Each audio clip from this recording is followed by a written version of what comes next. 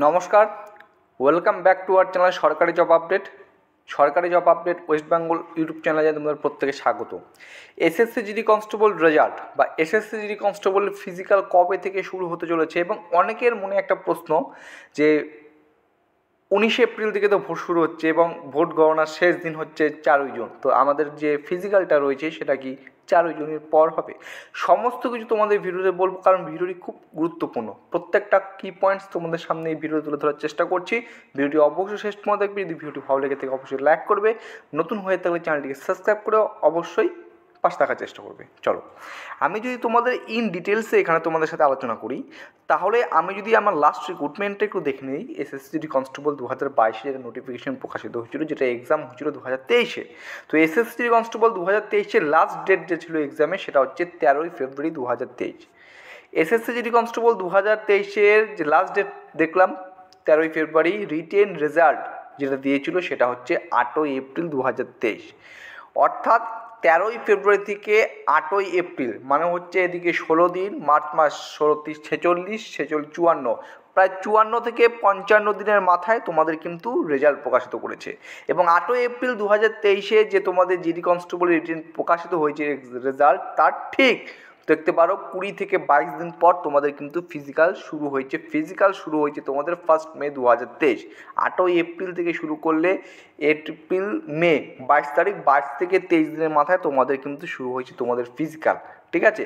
এবং SSC GD 2023 যখন রিক্রুটমেন্টটা চলছিল, অনগোয়িং চলছিল, সেক্ষেত্রে কিন্তু 2024-এর মতো কিন্তু কোনো ভোট ছিল না, যার জন্য কিন্তু এর প্রভাব কোনোরকম পড়েনি, রিল্যাক্সে কিন্তু এটা চলছিল, ঠিক আছে। আর একটা কথা যেটা তোমাদের জন্য মোস্ট ইম্পর্টেন্ট, যেটা হচ্ছে এসএসসি রিকনস্টেবল 2024-এ ঠিকই একইভাবে হবে, কারণ সামনে একটা এক্সাম রয়েছে। আগস্ট মাস থেকে নতুন করে ফর্ম ফিল আপ শুরু হবে এসএসসি জিডি কনস্টেবলের, সেটা তোমরা প্রত্যেকেই জানো। তো এক্ষেত্রে একটা প্রশ্ন, তাহলে কি এই রিক্রুটমেন্টটা ফার্স্ট হবে? ঠিক আছে, এই রিক্রুটমেন্টটা কি ফার্স্ট হবে? তো দেখো, এসএসসি জিডি কনস্টেবল 2024-এর যে লাস্ট ডেট ছিল সেটা হচ্ছে এক্সামের 7ই মার্চ 2024। আমি যদি এক্সামটাকে কিছুক্ষণের জন্য এটা 2024 হবে, এটা 0 হবে, হ্যাঁ। আর আমি যদি এক্সামটাকে কিছুক্ষণের জন্য যদি আমি বন্ধ করে দিই, ঠিক আছে, কিছুক্ষণের জন্য আমি যদি বন্ধ করে দিই, কারণ 7ই মার্চের পর তাহলে কিন্তু বিভিন্ন ধরনের আমরা আপডেট তোমাদের জানিয়েছিলাম যে প্রিভিয়াসের সাথে তুলনা করে খুব জোর হলে 12ই মার্চ থেকে 14ই মার্চের মধ্যে তোমরা কিন্তু অ্যান্সার কি পেয়ে যাচ্ছ। কিন্তু সেখানে 1 সপ্তাহ, 2 সপ্তাহ, 3 সপ্তাহ ডিলে হওয়ার পর পরবর্তীকালে 20 মার্চ থেকে 22 মার্চের মধ্যে আমরা দেখতে পেলাম এসএসসি জিডি কনস্টেবলের যে অফিসিয়াল ওয়েবসাইট, সেখানে তারা একটা জিনিস প্রকাশ করলো যে না, প্রায় 16,000 প্রার্থীর কিন্তু এক্সাম হতে চলেছে, যেটা সংগঠিত হচ্ছে 30শে মার্চ 2024। এখন যেটা প্রশ্ন, তাহলে যে আমাদের যে রেজাল্টটা প্রকাশিত হবে সেটা কি 7ই মার্চ ধরে প্রকাশিত হবে নাকি 30শে মার্চ ধরে প্রকাশিত হবে? যদি 7ই মার্চ ধরে প্রকাশিত হয় তো টেন্টেটিভ তোমরা দেখতে পারবে প্রিভিয়াসের যে আমি 2023-এ বললাম 55 থেকে 55 দিন, মোটামুটি মে মাসের ফার্স্ট উইকে, ঠিক আছে, মে মাসের ফার্স্ট উইক নাগাদ তোমাদের কিন্তু মার্চ শুরু হওয়ার একটা পসিবিলিটি রয়েছে। কিন্তু 30শে মার্চ যদি করি তাহলে কিন্তু সেটা মে মাসের 20 তারিখ পার হয়ে যাচ্ছে, মে মাসের 20 তারিখ পর যে কোনো তারিখে। আরেকটা জিনিস তোমরা প্রত্যেকে নজর করো, যারা আমার চ্যানেলটিকে ফলো করো, যখন এই নোটিশটি প্রকাশিত হয়নি যে তোমাদের জিডি এক্সাম হতে চলেছে, এটা নোটিশ প্রকাশিত হওয়ার আগে আর একটা আপডেট তোমাদের দিয়েছিলাম, ভিডিও করে বলেছিলাম যে এসএসসি নোডাল অফ ফোর্স যে রয়েছে এসএসসি জিডি কনস্টেবলের পিএমটি পিএটির জন্য আপডেট নেওয়া শুরু করেছে। এবং সেই যে নোটিফিকেশান ছিল, একটা ইন্টারনাল নোটিশ ছিল, সেখানে কিন্তু উল্লেখিত ছিল যে তোমাদের পিএমটি পিএটি টেন্টেটিভলি 29শে এপ্রিল থেকে শুরু হতে চলেছে। এটা হচ্ছে টেন্টেটিভ ছিল, কিন্তু সিওটি ছিল না, 29শে এপ্রিল থেকে শুরু হতে চলেছে। সেটা কি তখন কিন্তু এক্সামের কোনো ব্যাপার, কোনো কথা কিন্তু উল্লেখিত ছিল না, তার আগের কথা বলছি। তুমি যদি এখন 7ই মার্চ থেকে শুরু করো 29শে এপ্রিল, তাহলে মার্চ মাস 7, 31 মানে 24 দিন, ঠিক আছে, 24 দিন, এদিকে 29শে এপ্রিল 24 আর 29 যোগ করলে হয় 13, 3, 53 দিন। ওই দেখো 53 দিনের মতো হচ্ছে। ঠিক একইভাবে 53 দিন, যেটা 54-55 দিন ছিল, যেটা তোমাদের বললাম এসএসসি জিডি 2023-এর ক্ষেত্রে, ঠিক আছে। তো সেই দিক থেকে ক্ষেত্রে যদি আমি দেখি, তাহলে কিন্তু যে আপডেটটা ছিল একদম অথেন্টিক বলা যায়, প্রায় আপডেটটা ছিল এবং সেটা প্রায় হুবহু মিলে যাচ্ছিল। কিন্তু এক্সাম হওয়াতে কিন্তু আশা করছি সেই জিনিসটা তোমাদের আর এই সময় হচ্ছে না, সেটা আরও কিছু পিছিয়ে যাচ্ছে। ঠিক আছে, 30শে মার্চ তোমাদের যে এক্সাম হয়েছিল সেটার ধরুন। এখন একটা প্রশ্ন, তাহলে কি আমাদের মাঠ কি জুন মাসের পরে, 4ই জুনের পরে হতে চলেছে, ইলেকশনের পর হতে চলেছে?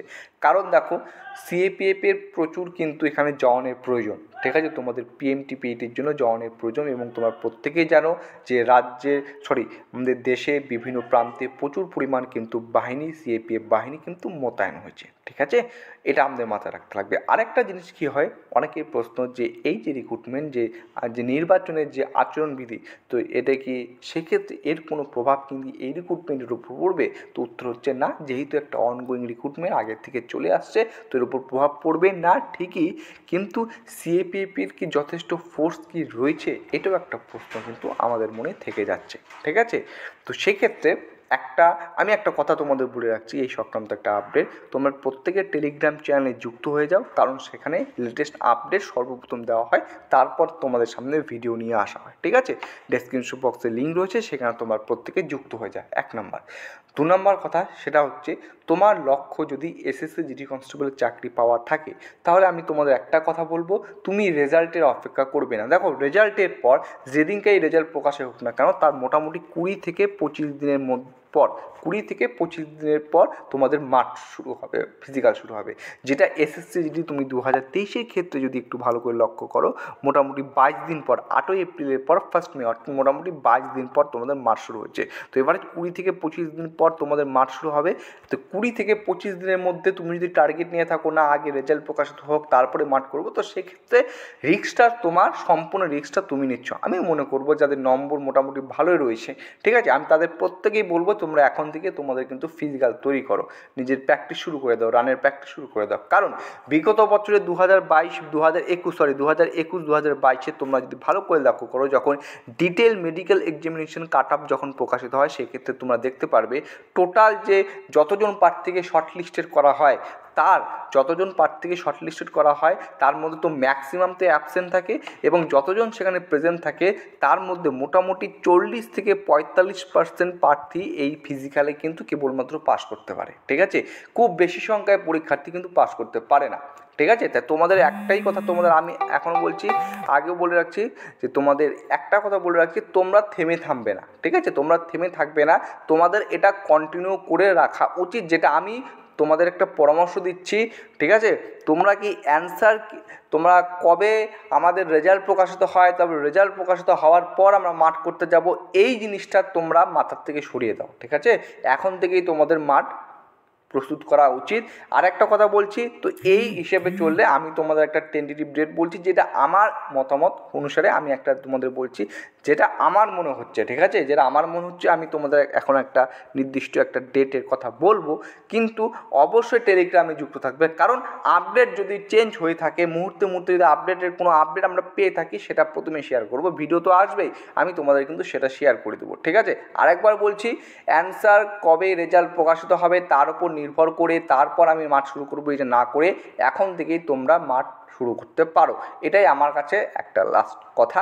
এবং তোমাদের যেটা মনে হচ্ছে, এবং আমি যেটা তোমাদের বলতে চাচ্ছি, যে আমার যেটা মনে হয়, ঠিক আছে, আমি বলতে চাচ্ছি আমার যেটা মনে হয়, তোমাদের যেটা মাঠ রয়েছে, ফিজিক্যাল যেটা রয়েছে, যেটা আমার পার্সোনালভাবে যেটা মনে হয়, তোমাদের কিন্তু ওই ভোটের আগে হবে না, অর্থাৎ 4ই জুনের, আমার যেটা মনে হচ্ছে 4ই জুনের পরপরই হবে, যেটা আমার মনে হচ্ছে 4 জুনের পরপরই হবে। এখন আমি এই কথাটা বললাম, যে দাদা বললো যে 4 জুনের পরপরই হবে, তাহলে মাঠ এখন করবো না, না, এটা ভুল। এটা আমি আমার অনুমানের উপর ভিত্তি করে বললাম, কোনো আপডেট কিন্তু পাইনি। এটা যদি আমি বলি 30শে মার্চের কথা যদি হিসেবে ধরি, দেখো 30শে মার্চের হিসেবে যদি আমি এখানে তুলনা করি, তো মোটামুটি দেখতে পারবে, যদি 55 দিন এর আগের হিসেবে ধরি, প্লাস 55 যদি দিন যোগ করি, মোটামুটি 25 থেকে 27শে মের মধ্যে তোমরা দেখতে পারবে যে তোমাদের ফিজিক্যাল শুরু হচ্ছে, যদি সেইটার সাথে তুলনা করি। কিন্তু একটা কথা মনে রাখতে লাগবে, 2022-23 যখন ছিল তখন কোনো বড় সড়ো ডিউটি ছিল না, কিন্তু 2024-এ লোকসভার ডিউটি রয়েছে, প্রচুর পরিমাণে সিএপিএফ বাহিনী বিভিন্ন রাজ্যে মোতায়েন হয়েছে ডিউটির জন্য। তো সংশ্লিষ্ট যদি থেকে থাকে, ফোর্স যদি থেকে থাকে, তাও সেক্ষেত্রে যদি মাঠ আগে হবে।